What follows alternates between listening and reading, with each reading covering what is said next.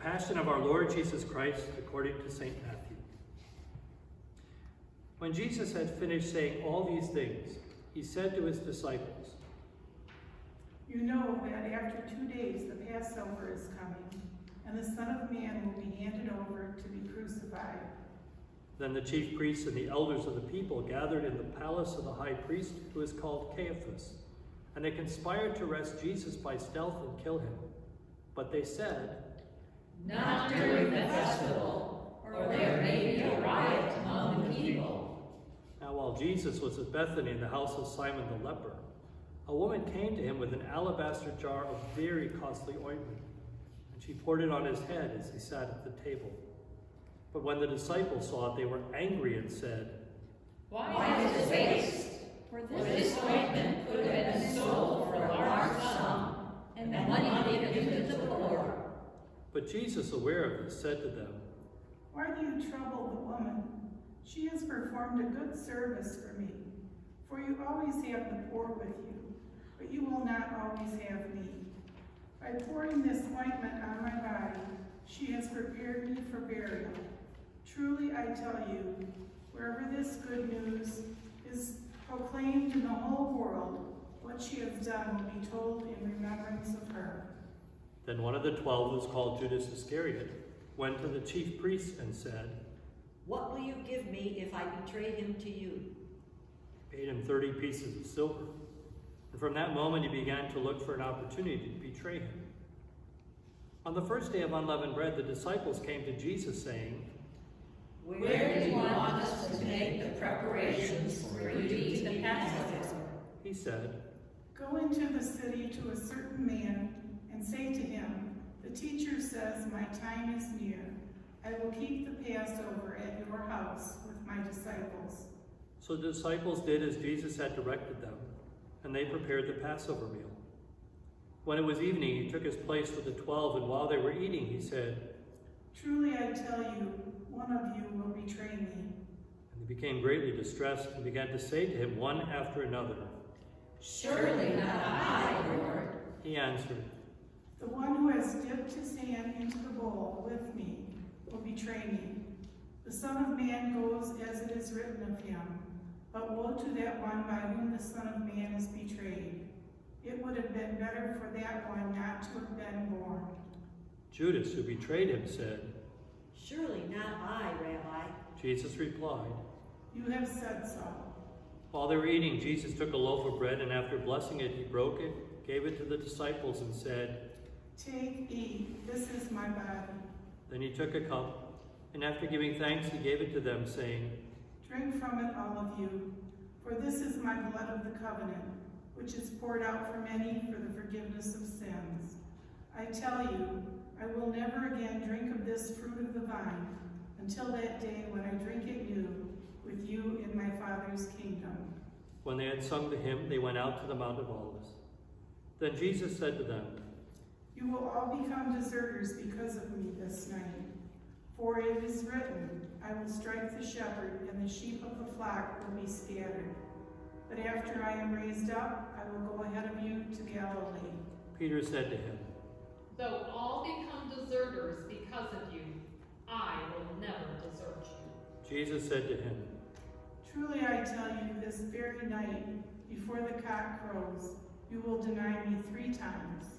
Peter said to him, "Even though I must die with you, I will not deny you." and so said all the disciples. Then Jesus went with them to a place called Gethsemane, and he said to his disciples, Sit here while I go over there and pray." He took with him Peter and the 2 sons of Zebedee, and began to be grieved and agitated. Then he said to them, "I am deeply grieved, even to death.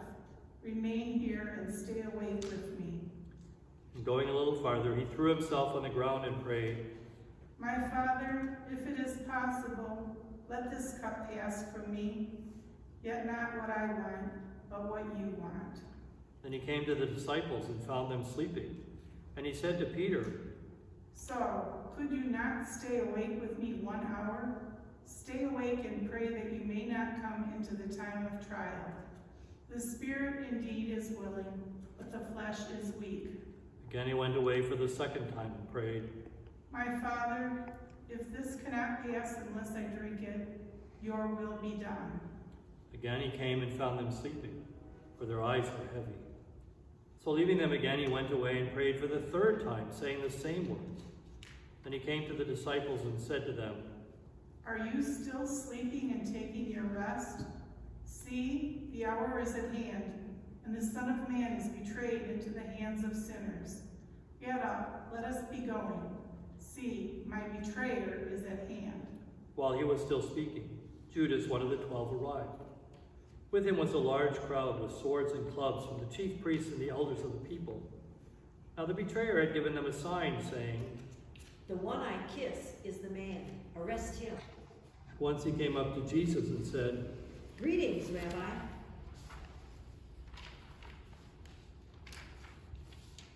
Then Judas kissed him.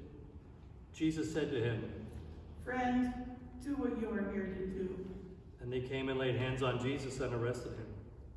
Suddenly one of those with Jesus put his hand on his sword, drew it, and struck the slave of the high priest, cutting off his ear.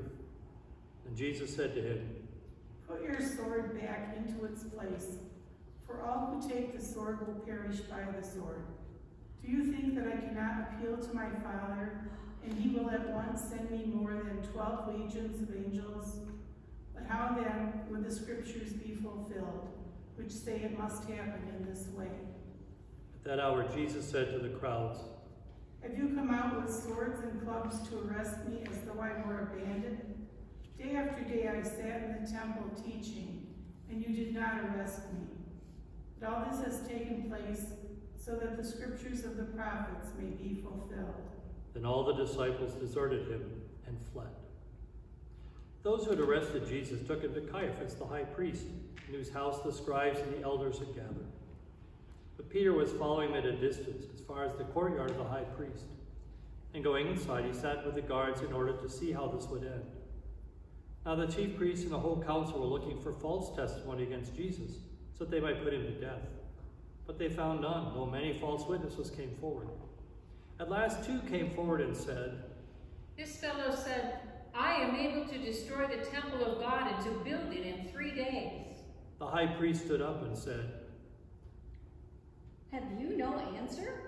What is it that they testify against you? But Jesus was silent. Then the high priest said to him, I put you under oath before the living God. Tell us if you are the Messiah, the Son of God.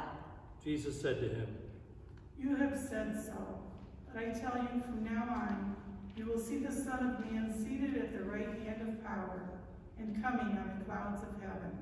And the high priest tore his clothes and said, He has blasphemed. Why do we still need witnesses? You have now heard his blasphemy. What is your verdict? They answered, He deserves death. and they spat in his face, struck him, and some slapped him, saying, Prophesy to us, you Messiah. Who is it that struck you? Now Peter was sitting outside in the courtyard.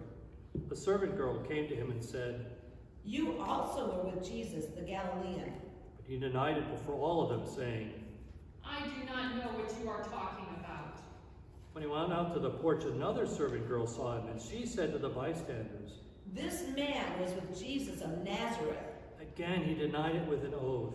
I do not know the man. After a little while, the bystanders came up and said to Peter, Certainly you are also one of them, for your accent betrays you. Then he began to curse, and he swore an oath. I do not know the man. At that moment, the cock crowed. Then Peter remembered what Jesus had said, Before the cock crows, you will deny me 3 times. And he went out and wept bitterly. When morning came, all the chief priests and the elders of the people conferred together against Jesus in order to bring about his death. They bound him, led him away, and handed him over to Pilate the governor. When Judas, his betrayer, saw that Jesus was condemned, he repented and brought back the 30 pieces of silver to the chief priests and the elders.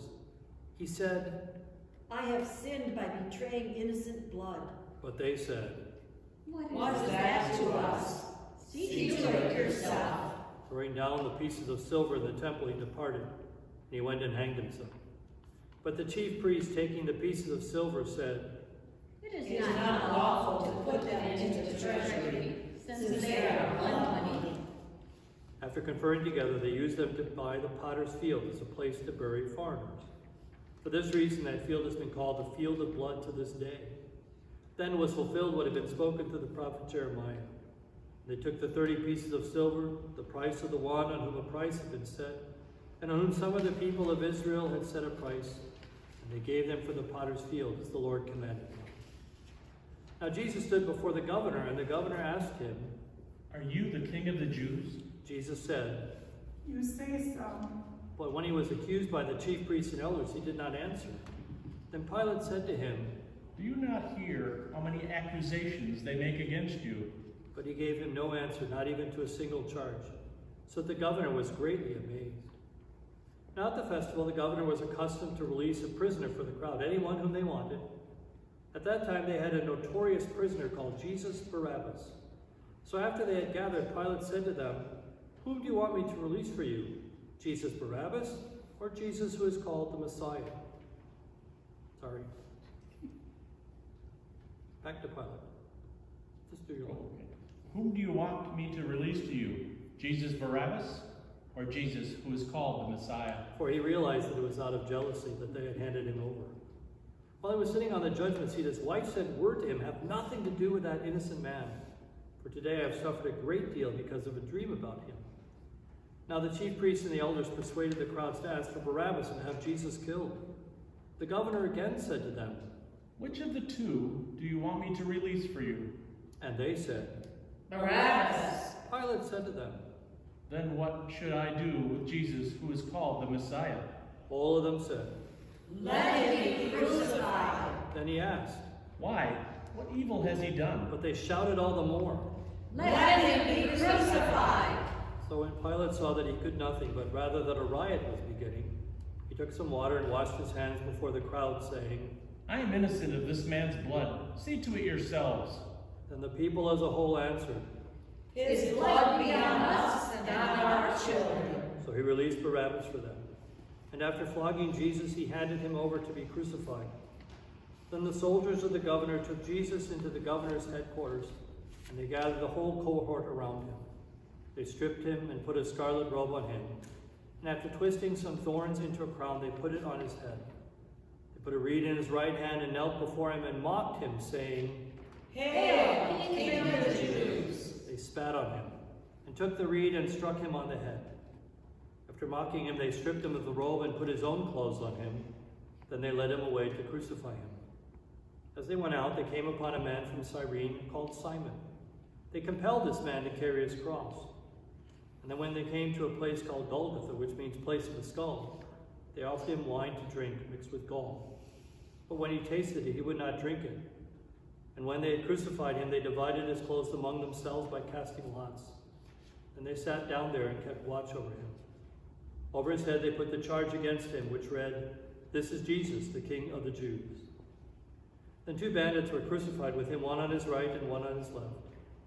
Those who passed by derided him, shaking their heads and saying, You who would destroy the temple and build it in 3 days, save yourself.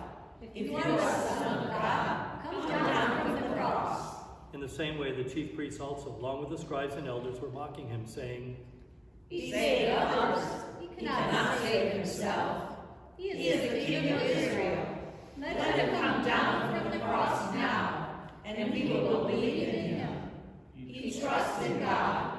Let God deliver him now, if he wants to. For he said, I am God's Son. The bandits who were crucified with him also taunted him in the same way. From noon on, darkness came over the whole land until 3 p.m. And about 3 o'clock, Jesus cried with a loud voice, Eli, Eli, lama sabachthani. that is, my God, why have you forsaken me? When some of the bystanders heard it, they said, This man is called Elijah. At once, one of them ran and got a sponge, filled it with sour wine, put it on a stick, and gave it to him to drink. But the other said, Wait, let us see whether Elijah will come and save him. And Jesus cried again with a loud voice and breathed his last. At that moment, the curtain of the temple was torn in two from top to bottom. The earth shook and the rocks were split. The tombs also were opened, and the bodies of the saints who had fallen asleep were raised. After his resurrection, they came out of the tombs and entered the holy city and appeared to many. Now when the centurion and those with him who were keeping watch over Jesus saw the earthquake and what took place, they were terrified and said, Truly this man is God's Son. Many women were also there looking on from a distance. They had followed Jesus from Galilee and had provided for him. Among them were Mary Magdalene and Mary, the mother of James and Joseph, and the mother of the sons of Zebedee. When it was evening, there came a rich man from Arimathea named Joseph, who was also a disciple of Jesus. He went to Pilate and asked for the body of Jesus. Then Pilate ordered it to be given to him. So Joseph took the body and wrapped it in a clean linen cloth and laid it in his own new tomb, which he had hewn in the rock. He then rolled a great stone to the door of the tomb and went away. Mary Magdalene and the other Mary were there, sitting opposite the tomb. The next day, that is after the day of preparation, the chief priests and the Pharisees gathered before Pilate and said, Sir, we remember what that impostor said while he was still alive. After 3 days I will rise again. Therefore command the tomb to be made secure until the third day. Otherwise the disciples may go to steal him away and tell the people, he has been raised from the dead, and the last deception will be worse than the first. Pilate said to them, You have a guard of soldiers. Go, make it as secure as you can. So they went with the guard and made the tomb secure by sealing the stone. Passion of our Lord.